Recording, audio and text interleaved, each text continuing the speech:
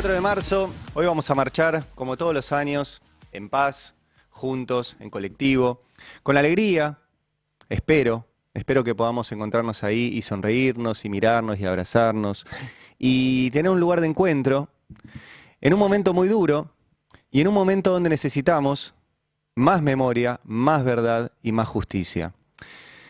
Creo que es uno de los aprendizajes de estos años, sobre todo los últimos años, de que no hay que dar nada por sentado, que no hay nada establecido, que permanentemente la historia es un lugar de disputa, el presente es un lugar de disputa y el futuro es un lugar de disputa. Nunca vamos a lograr, sobre todo por cómo somos, que no haya más discusión. Porque justamente todos los que queremos más memoria, más verdad y más justicia, y que queremos que se sepa y que queremos contar, una de las características que tenemos es que no lo queremos imponer. No queremos eliminar al que piensa distinto. Y en estos días donde tenemos un gobierno que no solo niega lo que sucedió durante la dictadura empresario-militar, sino que lo reivindica. Y no solo lo reivindica en términos discursivos y simbólicos, lo reivindica en su faceta más cruel, que fue la política económica. Más que nunca tenemos que estar ahí con más memoria, con más verdad, con más justicia, poniéndole el cuerpo y siendo la generación que se haga cargo de todo esto. Entonces ahora les voy a mostrar un montón de documentos porque hay que recordar y hay que volver a mostrar. Por ahí hay alguno que ya está escuchando y diga, yo ya lo vi esto. Sí, es verdad. Pero ahora ya tenemos generaciones, ya tenemos dos generaciones nacidas y criadas en democracia. Y puntualmente una que son los que están cerca de los 20 años, que no vivieron ni los 90, cuando reinaba la impunidad, ni el kirchnerismo, cuando el Estado tomó como bandera y como política de Estado los derechos humanos, y que solo recuerdan esto, gobiernos diciéndole que los derechos humanos son un curro, que no pasó, y sobre todo aplicando las mismas políticas económicas sin decirlo, que se instauraron en ese momento. Y haciendo ese doble juego que también sucedió durante la dictadura, que es que las políticas económicas regresivas, violentas, autoritarias, de destrucción del mercado interno, de concentración de la riqueza, de endeudamiento, solo se pueden imponer por el terror. Y así como en la dictadura, para cambiar aquella Argentina industrial, de pleno empleo, de reparto entre trabajo y capital del 50-50, como teníamos en el año 74-75, no le preguntaron a la sociedad si quería cambiar eso por un modelo de valorización financiera. Dieron un golpe, ejecutado por las Fuerzas Armadas y dirigido por un sector del empresariado nacional, con apoyo de los Estados Unidos.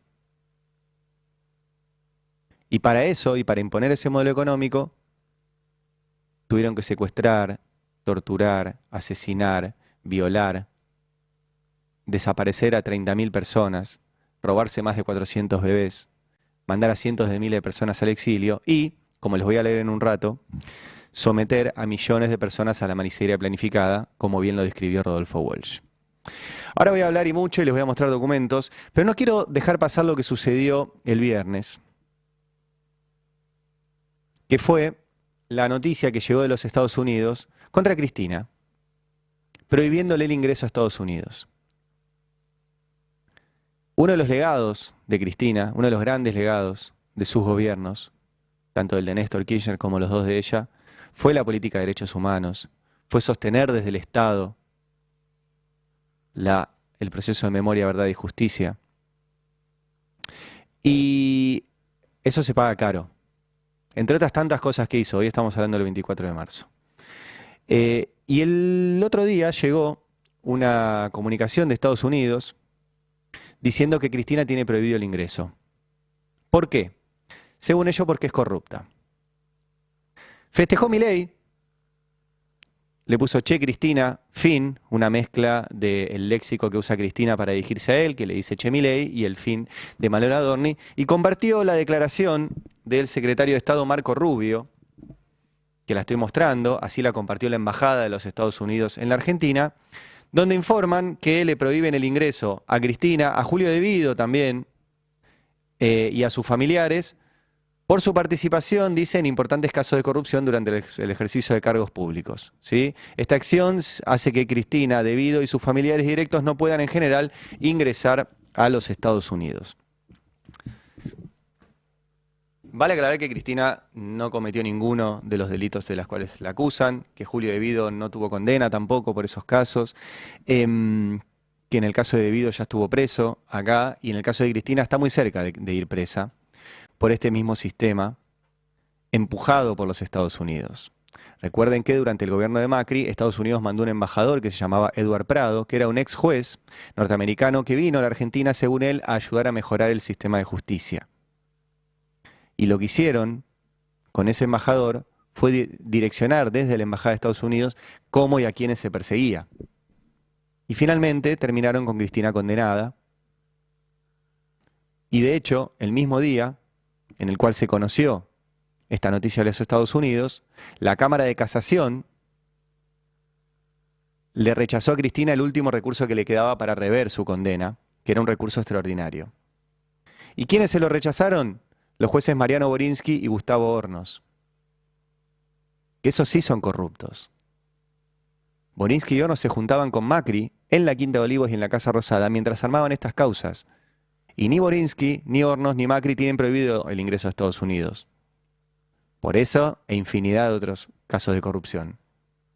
Pero sigo, porque está el tuit de Cristina, cuando habla de esto, que dice, ¿por qué me impiden el ingreso a Estados Unidos? Dice, ¿será por la estafa cripto? Porque la verdad no dice ninguna estafa cripto, y hablando obviamente de que le deberían prohibir a Milei. ¿Mi hijo habrá abusado sexualmente a alguna periodista o escritora en la tienda más cara de Nueva York? ¿O habrá sobornado a una prostituta norteamericana para que no diera a conocer que la había contratado sus servicios porque lo perjudicaría en su campaña? Está hablando de Donald Trump. Me parece que la verdad debe ser que todavía no digirió que en el año 2019, después de haberle ordenado al FMI darle 45.000 millones de dólares a su amigo Mauricio Macri para ayudarlo en su campaña por la reelección presidencial, le hayamos ganado las elecciones. ¿Y ahora le van a volver a dar 20.000 millones de dólares a Milei, al Milei de la criptoestafa? Acuérdense que tampoco va a reelegir. En mi barrio dicen gastar pólvora en chimangos. El problema es que su gobierno después se hace pagar, el problema es que después lo hacen pagar a todo el pueblo argentino. Postdata, che, economista experto en crecimiento con o sin dinero y en criptoestafas, ¿cómo te duele lo que digo, No pudiste contenerte y saliste a postear enseguida, dejando todos los dedos marcados de que fue un pedido tuyo. A vos solito no te da la nafta, ni en la economía, ni en la política. Por eso salís a pedir ayuda al Fondo Monetario Internacional y a Trump. Se nota mucho, Milei. Y postdata 2, porque es muy interesante que Cristina lo junte, el 24 de marzo todos a marchar, que a Videla y a Macera nunca les prohibieron ingresar a Estados Unidos. Esta fue la respuesta de Cristina a esto que llegó el viernes. Y yo quiero marcarle, vamos directo a la imagen 466 y de ahí en adelante, porque esta idea de que a Estados Unidos le preocupa la corrupción es falsa. Nosotros ya publicamos, y les voy a mostrar algunos fragmentos, una nota en el Destape hace tiempo, donde mostrábamos cómo la corrupción era el eje de la seguridad nacional de Estados Unidos para sus negocios y su puja con China. ¿Qué significa esto? Estados Unidos siempre inventa una excusa para perseguir, para meterse en política interna de otros países y para meterse en política adentro de su país contra aquellos que no quieran seguir lo que dicen desde el gobierno. Fue en la posguerra la guerra contra el comunismo y con esa excusa intervenían países y entre ellos daban golpes de Estado, como los que dieron en la Argentina, como los que dieron en Chile, como los que dieron en Guatemala, siempre con la excusa de que no avanzara el comunismo. Después tuvieron la famosa guerra contra las drogas, y eso reconocido por funcionarios norteamericanos, era lo que utilizaron como excusa para meterse en el movimiento hippie y en el movimiento negro. Y ahora encontraron un nuevo eje que es la guerra contra la corrupción, que según ellos les preocupa por su seguridad nacional, pero en realidad lo que deja al descubierto es que solo se trata de negocios. Y esto no son teorías conspirativas, yo ya lo he repetido muchas veces porque yo me dedico a leer y a investigar. Entonces me puse a leer e investigar los documentos de seguridad nacional que están publicados en el Departamento de Estado norteamericano de los últimos gobiernos. Y por ejemplo, tenemos para ir mostrando qué dice Biden en su documento de seguridad nacional. Estos son documentos oficiales de seguridad nacional de Estados Unidos, que dicen que tienen la lucha contra la corrupción como núcleo de interés de la seguridad nacional. La estrategia para combatir la corrupción reconoce la amenaza única que significa la corrupción para la seguridad nacional de Estados Unidos.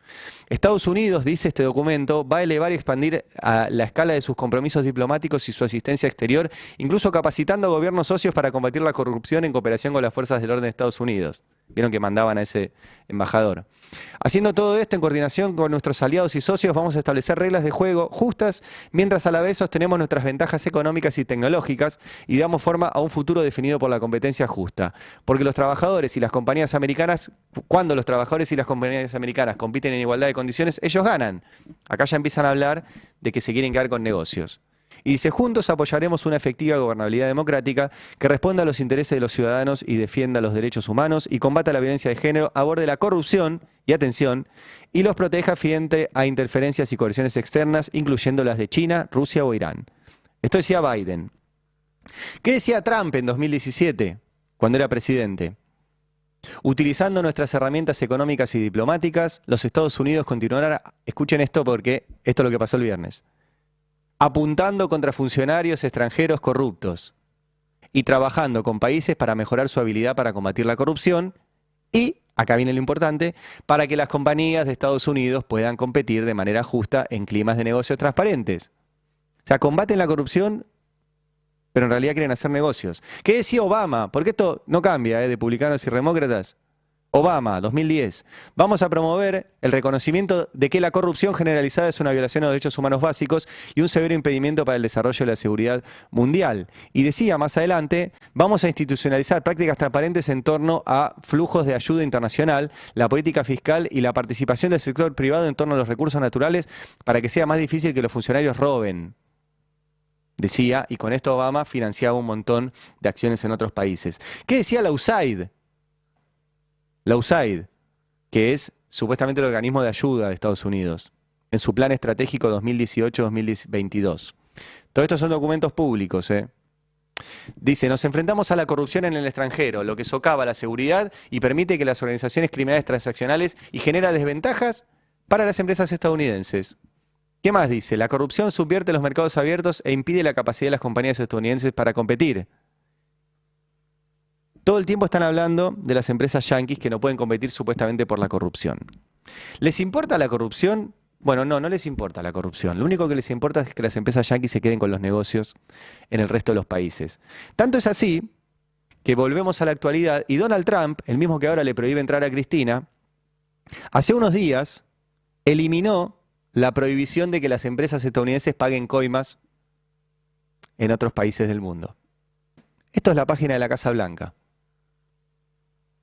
Y elimina restricciones que estaban en la Ley de Prácticas Corruptas en el Extranjero, FCPA, y habilita que las empresas yanquis paguen coimas. ¿Y para qué?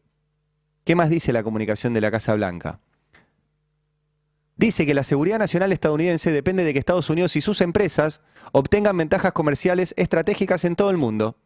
Y el presidente Donald Trump está deteniendo la aplicación excesiva e impredecible de esta ley que penaba las coimas en el extranjero. Y dice, las empresas estadounidenses son perjudicadas por la aplicación de la ley que sanciona las prácticas corruptas en el extranjero, porque tienen prohibido participar en prácticas comunes entre los competidores internacionales, creando un campo de juego desigual. O sea, les dicen, si hay una empresa del país donde ustedes quieren hacer un negocio y paga coimas, ustedes pueden pagar coimas. ¿Cómo lo comprueban? No te lo dicen. Y atención, ¿para qué? Repito, esto está publicado en la web de la Casa Blanca. Las ventajas estratégicas en minerales críticos, en puertos de aguas profundas y otra infraestructura o activos claves en todo el mundo son fundamentales para la seguridad nacional estadounidense. Traducido, empresas yanquis, vengan a la Argentina, paguen coimas, quédense con los minerales, quédense con las puertas de aguas profundas, quédense con la infraestructura, todo para la seguridad nacional estadounidense. Y yo, Donald Trump, les habilito que paguen coimas para eso. ¿Ven que no les preocupa la corrupción? No tiene ningún problema con la corrupción. Les preocupa quedarse con minerales, puertos de aguas profundas e infraestructura estratégica, puntualmente en la Argentina, y apuntan, como les mostré recién, contra los dirigentes políticos que no les dejen hacer esto. Contra lo que ellos llaman funcionarios corruptos. Pero no es Macri, no es Milei, no es Karina, es Cristina. Es Cristina. Me parecía importante arrancar por ahí, porque además Cristina cierra, y ahora sí me meto, con que efectivamente a los corruptos nunca les prohíben ingresar a Estados Unidos. No se lo prohibieron a Macera, no se lo prohibieron a Videla, no se lo prohibieron a Macri, no se lo van a prohibir seguramente a Milei. Vamos ahora al 24 de marzo, porque es muy interesante repasar las famosas tapas de Clarín de esa época, pero repasar varias, porque las de los primeros días son muy conocidas, vamos a ir mostrándolas, que hablaban de nuevo gobierno, como si fuera algo normal, que hablaban al día siguiente de total normalidad, las Fuerzas Armadas ejercen el gobierno. Estas fueron las tapas de Clarín, un día como hoy, pero en 1976. Total normalidad.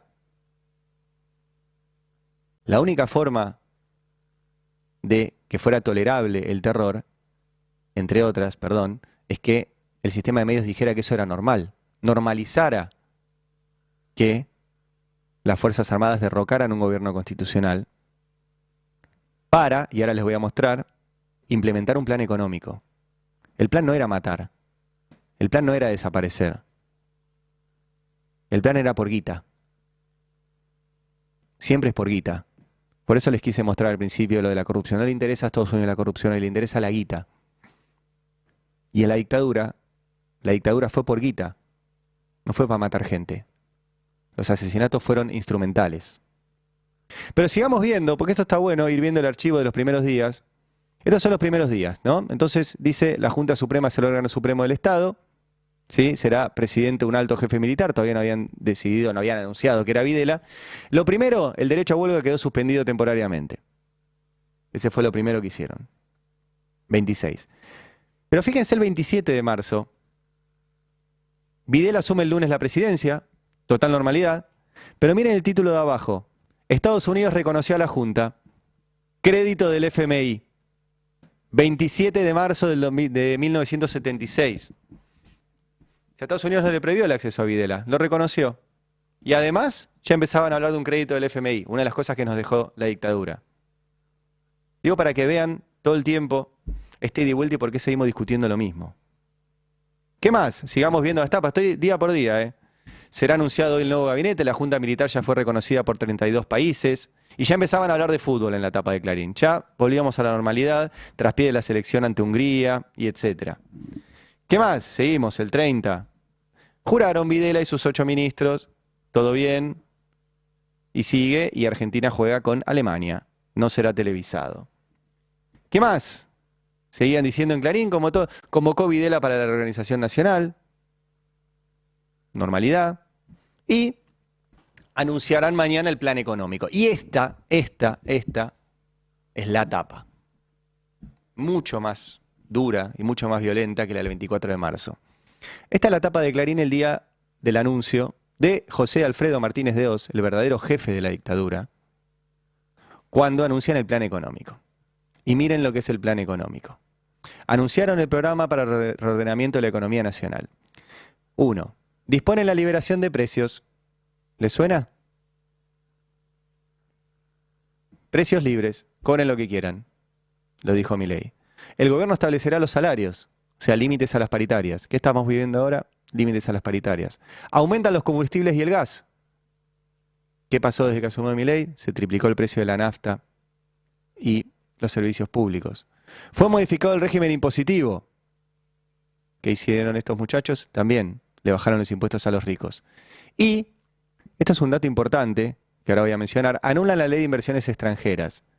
Esa era una ley que se había votado durante el gobierno anterior para ponerle límites a las inversiones extranjeras y sobre todo que nos sirvieran.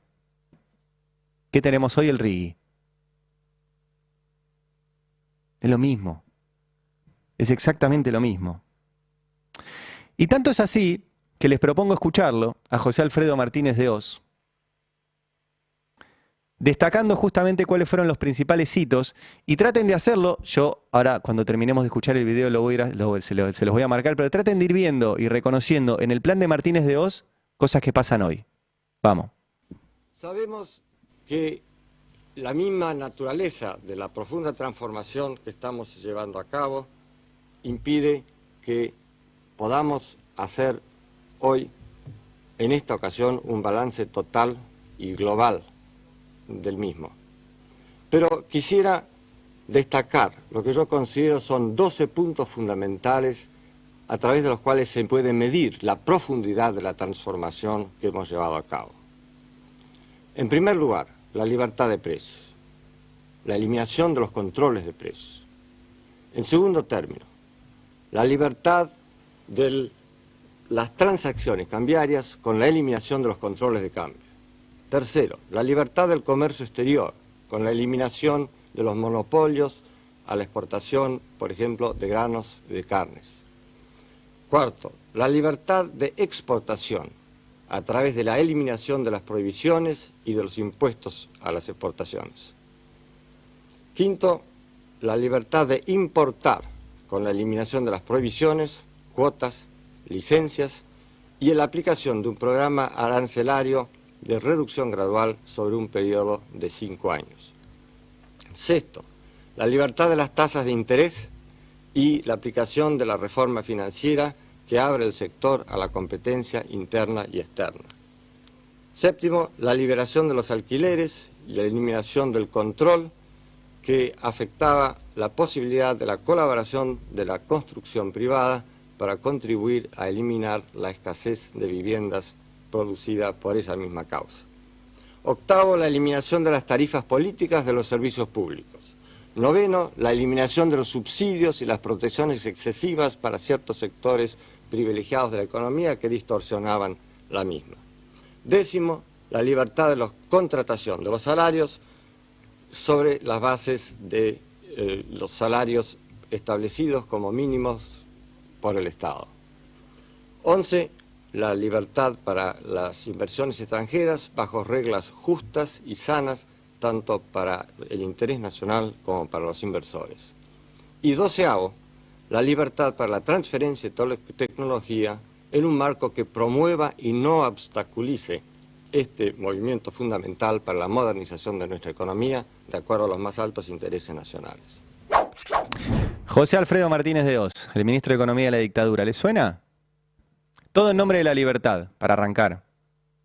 Notaron, ¿no? Milei también, en nombre de la libertad, liberan los precios, decía Martínez de Hoz. Libertad de precios, libertad de transacciones cambiarias. En nombre de la libertad también liberan el comercio exterior, exportación e importación. ¿Dónde está eso? En la ley base y en el RIGI. Lo mismo, ¿eh? Reducción de aranceles, como hicieron el otro día también para destruir la industria argentina. Libertad de tasas de interés. ¿Qué hizo este gobierno? Liberó las tasas de interés, por ejemplo, de las tarjetas para que te cobren lo que se les cante. Reforma financiera, ahora les voy a mencionar, pero la reforma financiera fue la ley de entidades financieras que rige hasta el día de hoy. Muy libres. Liberación de los alquileres. Lo mismo que hizo Milei. Eliminación de los subsidios. Lo mismo. Libertad para inversiones extranjeras. El RIGI. Libertad de contratación y salarios. Lo que están haciendo ahora, poniendo de techo a las paritarias. Son demasiadas coincidencias, pero sigo. Vamos a volver a las tapas de Clarín, porque esto le daban simulaban cierta legalidad con la Comisión Asesora sobre Legislación, la CAL, que decía comenzarán hoy las actividades sobre la Comisión Asesora sobre Legislación. Bueno, ¿cuáles fueron las prioridades que tuvo esa comisión? Esa tapa es del 20 de abril. Bueno, el 21, ya tenemos las prioridades, el contrato de trabajo. El contrato de trabajo. ¿Vieron que siempre se trataba de plata? Lo primero que querían eliminar eran las leyes laborales. Lo primero que querían eliminar. De hecho, a los pocos días, el 25 de abril del 76, ya estaba eliminado. Ya rigen las modificaciones de la ley de contrato de trabajo. En un mes ya habían eliminado los derechos laborales. Para eso, el 24 de marzo, Habían secuestrado a decenas de trabajadores, muchos de ellos delegados, integrantes de comisiones internas. Era por plata. Había un grupo de empresas que querían menos derechos laborales. Y ahí está, lo primero que hizo la dictadura. Y seguimos, porque quiero que se recuerde mucho hoy a Martínez de Hoz. Entre otras cosas porque murió impune. Murió impune. Martínez de Hoz murió en su casa, tranquilo, sin ninguna condena. Videla murió en el baño de un penal. Y Martínez de Hoz era el que llevaba adelante todo esto y lo explicaba de vuelta, y quiero volverles a compartir otro archivo de Martínez de Hoz explicando sus grandes cursos de acción durante la dictadura. Etapa que nos ha tocado llevar a cabo la transformación de conceptos que han venido primando en el país en los últimos 30 años casi sin interrupción. Una de las labores principales a que nos hemos dedicado ha sido lo que hemos llamado el redimensionamiento del Estado y sus funciones bajo estos mismos conceptos. Ello ha comprendido 5 grandes cursos de acción. El primero es la reducción del déficit del presupuesto nacional y su financiamiento no inflacionario. El segundo, la reducción y la racionalización del gasto público. El tercero, el programa de privatización de las empresas estatales. El cuarto, el reordenamiento y la reprogramación de la inversión pública.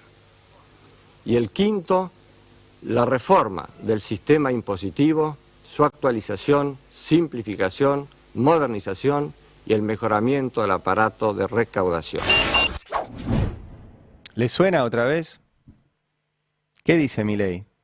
Hay que reducir el déficit y eso es la única forma de combatir la inflación. Punto 1 de Martínez de Hoz. ¿Qué dice Milei? Motosierra. Reducción del gasto público, decía Martínez de Hoz. ¿Qué dice Milei? No sirven de nada las empresas públicas. Privatizaciones, decía Martínez de Hoz. ¿Qué dice Milei? Basta de obra pública. ¿Qué decía Martínez de Hoz? Reordenamiento y reprogramación de la inversión pública. Es demasiado parecido. Es demasiado parecido. Y no es posible sin complicidades. Siempre decimos, no es Milei solo, y no fue ni Videla solo, ni Martínez de Hoz solo. Había mucha gente que callaba, que era cómplice, y que normalizaba esa situación. La normalizaba. La gran tarea en ese momento del diario Clarín, y ahora les voy a explicar por qué, y ese por qué tenía un nombre propio que era papel prensa, pero ahora voy a llegar. La gran tarea era normalizar algo que no era normal, que era la imposición de un modelo económico de valorización financiera a través del terror.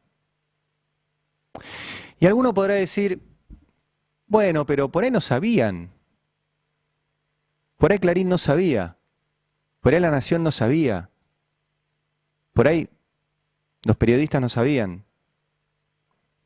Algunos sí sabían, hay más de 100 periodistas desaparecidos. Entre ellos Rodolfo Walsh. Rodolfo Walsh dejó testimonio de que toda la complicidad mediática fue pensada, planificada y ejecutada. Y lo dejó testimonio porque Rodolfo Walsh escribió al primer año de la Junta Militar todo lo que el sistema de medios de ese momento se callaba. Y lo dejó por escrito en una carta abierta que le escribe a la Junta Militar, que es, y si pueden hoy léanlo completo, yo ahora les voy a leer un par de fragmentos, uno de los textos más importantes que tiene la literatura argentina. Porque esta carta abierta es el testimonio de todas las otras complicidades que no decían esto. La carta dice, la censura, arranca así, la censura de prensa, la persecución de intelectuales, el allanamiento de mi casa en el Tigre, el asesinato de amigos queridos y la pérdida de una hija que murió combatiéndolos, son algunos de los hechos que me obligan a esta forma de expresión clandestina después de haber opinado libremente como escritor y periodista durante casi 30 años. El primer aniversario de esta Junta Militar ha motivado un balance de la acción de gobierno en documentos y discursos oficiales, donde lo que ustedes llaman aciertos son errores, lo que reconocen como errores son crímenes y lo que omiten son calamidades. Así arranca la carta. Tiene otro fragmento, les quiero leer varios les repito, si pueden léanla completa, es para mí, repito, un documento imprescindible de la historia argentina. Y en el punto 2 ya decía Rodolfo Walsh, esto es a un año del gobierno de la dictadura. 15.000 desaparecidos, 10.000 presos, 4.000 muertos, decenas de miles de desterrados son la cifra desnuda de ese terror. Colmadas las cárceles ordinarias, crearon ustedes en las principales guarniciones del país virtuales campos de concentración donde no entra ningún juez, abogado, periodista, observador internacional. El secreto militar de los procedimientos, invocado como necesidad de la investigación, convierte a la mayoría de las detenciones en secuestros que permiten la tortura sin límite y el fusilamiento sin juicio. Más de 7.000 recursos de habeas corpus han sido contestados negativamente en este último año. En otros miles de casos de desaparición, el recurso ni siquiera se ha presentado porque se conoce de antemano su inutilidad o porque no se encuentra abogado que ose presentarse después de los 50 o 60 que lo hacían, fueron a su turno secuestrados. De este modo han despojado ustedes a la tortura, de su límite en el tiempo. Como el detenido no existe, no hay posibilidad de presentarlo al juez en 10 días según manda una ley que fue respetada aún en las cumbres represivas de anteriores dictaduras. Si Rodolfo Walsh, que estaba clandestino y perseguido, sabía esto, y solo, ¿no lo sabían el resto de los medios? Lo sabían perfectamente, pero se callaban. Se callaban. Rodolfo Walsh, el 25 de marzo, al año de la dictadura, ya escribía eso. Y seguía detallando lo que pasaba. Decía, la falta de límite en el tiempo ha sido complementada con la falta de límite en los métodos, retrocediendo a épocas en que se operó directamente sobre las articulaciones y las vísceras de las víctimas, ahora con auxiliares quirúrgicos y farmacológicos de que no dispusieron los antiguos verdugos. El potro, el torno, el despellejamiento en vida, la sierra de los inquisidores medievales reaparecen en los testimonios, junto con la picana y el submarino, el soplete de las actualizaciones contemporáneas. Mediante sucesivas concesiones al supuesto de que el fin de exterminar a la guerrilla justifica todos los medios que usan, han llegado ustedes a la tortura absoluta, intemporal, metafísica en la medida de que el fin original de obtener información se extravía en las mentes perturbadas que la administran para ceder al impulso de machacar la sustancia humana hasta quebrarla y hacerle perder la dignidad que perdió el verdugo, que ustedes mismos han perdido. Un año había pasado y ya se sabía de las torturas. Ya se sabía de los métodos que utilizaban, aprendidos de los franceses.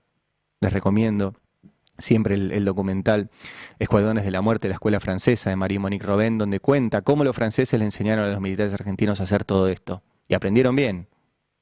El primero fue el general Alcides López Aufranc, y él trajo esos métodos a la Argentina para aplicarlos. Y Walsh ya lo publicaba.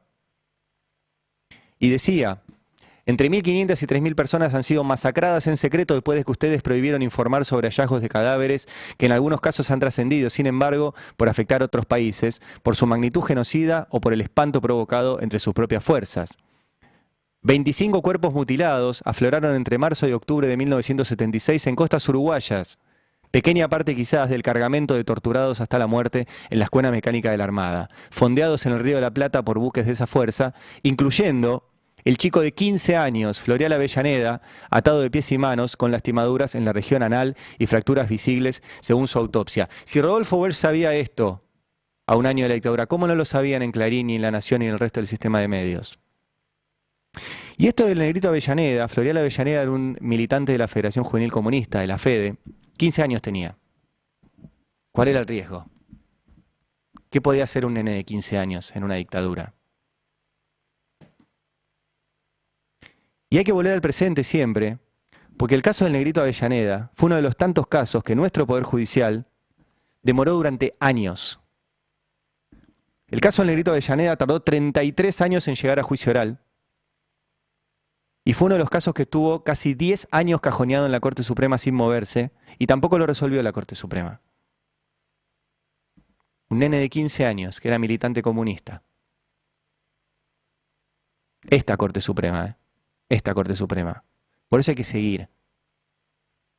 Porque siguen cajoneando las causas por delitos de sumaria, entre ellas esta que escribía Walsh en 1977 y que ya se sabía. ¿Qué más dice la carta de Walsh? Esta es la parte clave. Estos hechos, dice Walsh, que sacuden la conciencia del mundo civilizado, no son, sin embargo, los que mayores sufrimientos han traído al pueblo argentino, ni las peores violaciones a los derechos humanos en las que ustedes incurren. En la política económica de ese gobierno debe buscarse no solo la explicación de sus crímenes, sino una atrocidad mayor que castiga a millones de seres humanos con la miseria planificada. Dice, en un año han reducido ustedes el salario real de los trabajadores al 40%, disminuido su participación en el ingreso nacional el 30%, elevado de 6 a 18 horas la jornada de labor que necesita un obrero para pagar la canasta familiar. ¿Les suena? ¿Les suena? Es lo que nos sigue pasando hoy. Nos bajan el salario, perdemos participación en el ingreso, tenemos que laburar más para no ser pobres. Y decía Walsh, con esa pluma maravillosa, congelando salarios a culatazos mientras los precios suben en las puntas de las bayonetas. ¿Les suena eso también hoy? Cada vez que vamos a reclamar y nos cagan a palos, cuando van los jubilados a reclamar por su jubilación mientras les suben los medicamentos, la comida, los servicios. Siempre es una política económica y un terror detrás. Sigo mostrando partes de la carta de Walsh, este es el final, y dice, sin una propaganda abrumadora, reflejo deforme de hechos malvados, no pretendiera que esa junta procura la paz, que el general Videla defiende los derechos humanos o que el almirante Macera ama la vida, aún cabría pedir a los señores comandantes en jefe de las tres armas que meditaran sobre el abismo al que conducen al país tras la ilusión de ganar una guerra que, aun si mataran al último guerrillero, no haría más que empezar bajo nuevas formas, porque las causas que hace más de 20 años mueven la resistencia del pueblo argentino no estarán desaparecidas sino agravadas por el recuerdo del estrago causado y la revelación de las atrocidades cometidas. Estas son las reflexiones que en el primer aniversario de su infausto gobierno he querido hacer llegar a los miembros de esta Junta, sin esperanza de ser escuchado, con la certeza de ser perseguido, pero fiel al compromiso que asumí hace mucho tiempo de dar testimonio en momentos difíciles. Rodolfo Walsh, 24 de marzo de 1977. Y tenía razón, porque fue interceptado cuando distribuía esta carta, y fue asesinado. Fue asesinado y todavía no sabemos dónde está el cuerpo. Y no le podemos llevar una flor. Y no podemos ir a agradecerle por haber dejado testimonio. No podemos ir los periodistas a llorar a nuestro máximo referente en su texto, en su investigación y en el testimonio que dejó escrito de que eran cómplices los medios de lo que estaba sucediendo. Si quieren memoria completa, díganos dónde está Rodolfo Walsh. Díganos dónde está Westergel. Díganos dónde están las hijas de Westergel. Díganos por qué agarraron a un nene de 15 años, lo empalaron y lo tiraron al río. ¿Quieren memoria completa? Denos la lista de dónde están los 400 hombres y mujeres que viven sin sus identidades. Nosotros queremos memoria completa, ¿eh? Denos las listas. Porque además las tienen.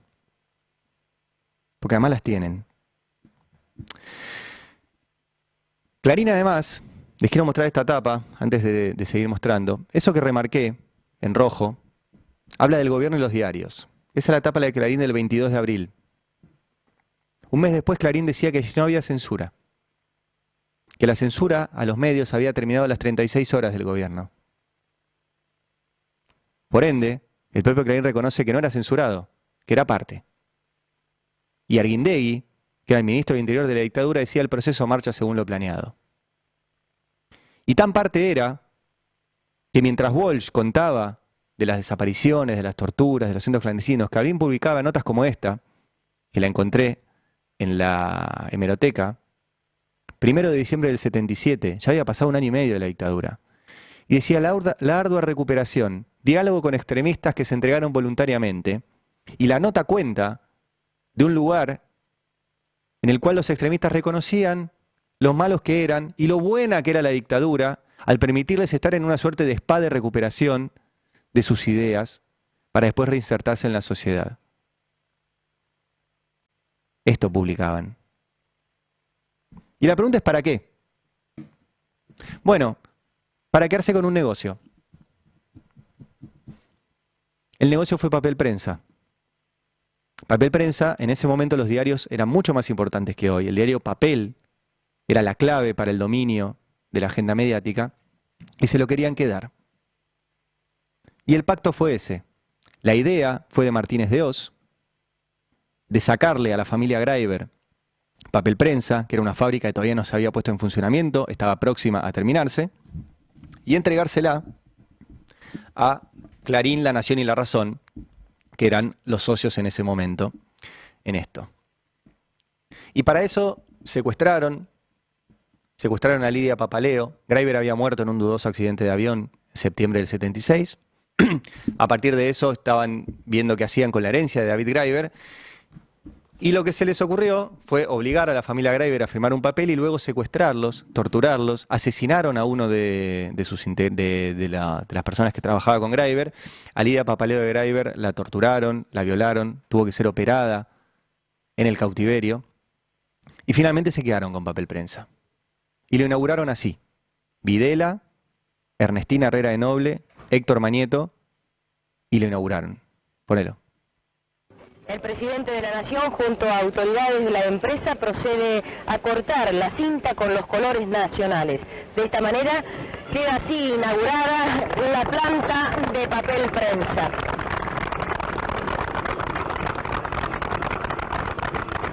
Tres grupos empresarios que en realidad conforman la participación privada gruesa. Tres grupos empresarios que por su función específica son en alguna medida competidores. Pese a ello, los tres, con un objetivo común, como una sola entidad, pusieron todo su esfuerzo junto con el Estado para llevar adelante este proceso. Esto es todo un mensaje.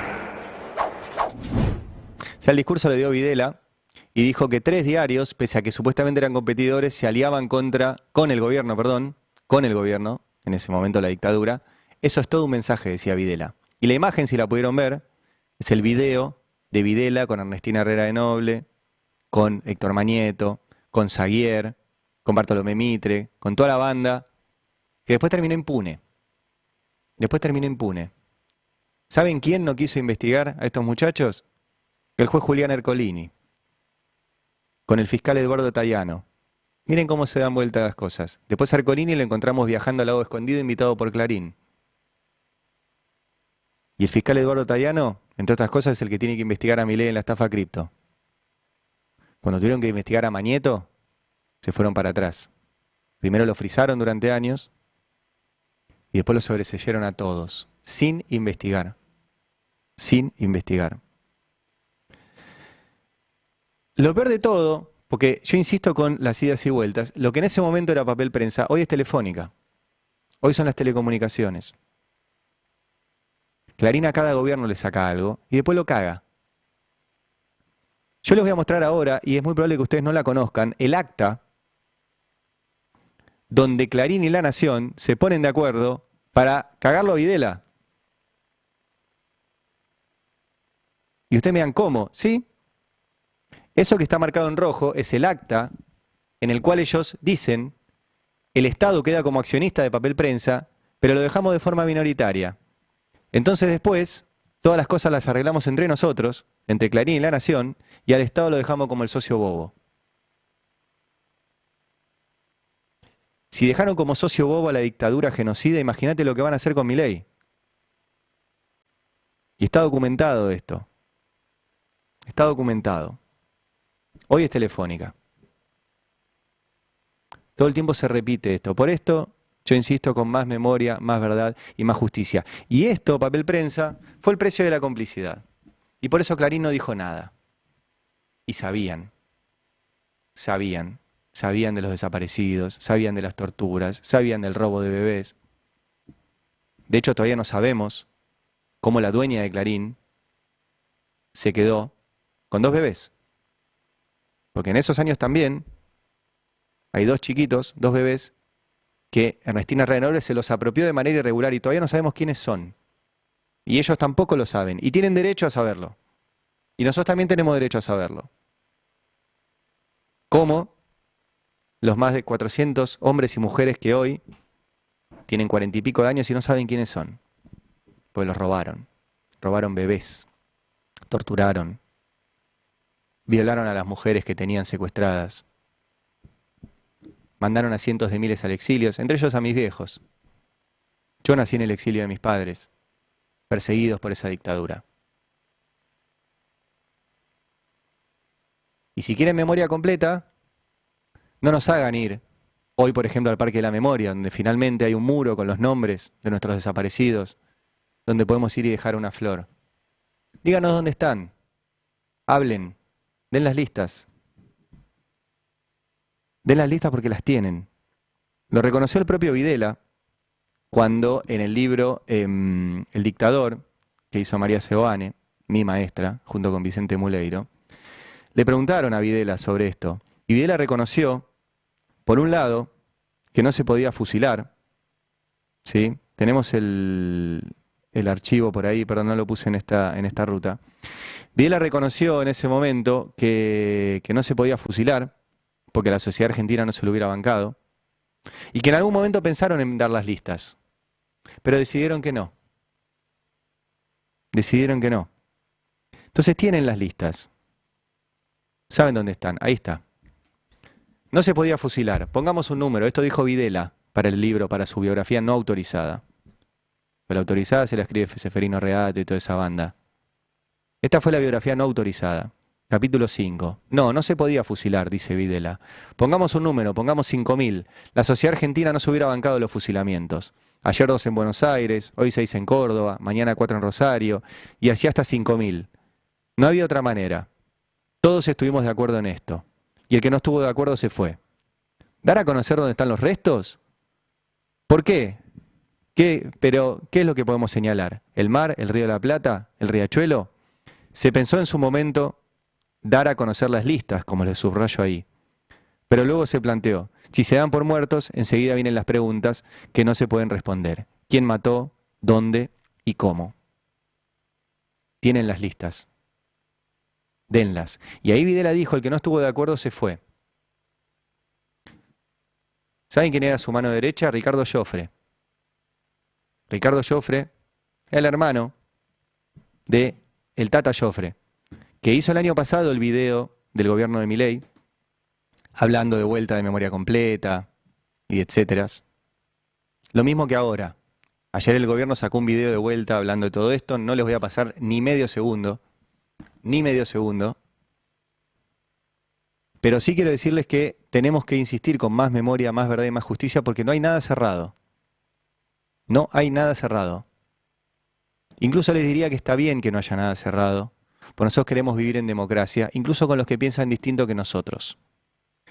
Con límites, en democracia, sin violencia, sin asesinatos, sin torturas, sabiendo quiénes somos, teniendo nuestra identidad, en paz, como siempre nos enseñaron las abuelas, las madres, los hijos, los nietes. Y vamos a seguir con eso, Voy a cerrar simplemente, vamos al final, con 2 cosas que quería compartir hoy, porque en esta lamentable similitud entre este gobierno y la dictadura, que este gobierno llegó al gobierno por los votos, ya lo sé, pero impone un modelo económico con las mismas características que la dictadura y lo intenta poner a través del terror. Y hace unos días, en esa imposición del terror, un colega nuestro además, Pablo Grillo, terminó herido y sigue en estos momentos en una situación compleja. Y quiero mostrar 2 cosas. Una imagen de Pablo Grillo sacando fotos en un 24 de marzo. Esta es una foto de Diegote Disegno, que me la mandó, de él sacándole una foto a Pablo Grillo, un 24 de marzo. Y me parecía lindo mostrárselo y compartirlas porque hoy tenemos que ir por Pablo también. Pablo no va a poder estar hoy. Y Pablo es víctima de la imposición de un modelo económico a través del terror, hoy. Y el otro es el papá de Pablo, de Fabián Grillo, que también convocó para ir a la marcha. Mirá, compartámoslo. Hola a todos y gracias.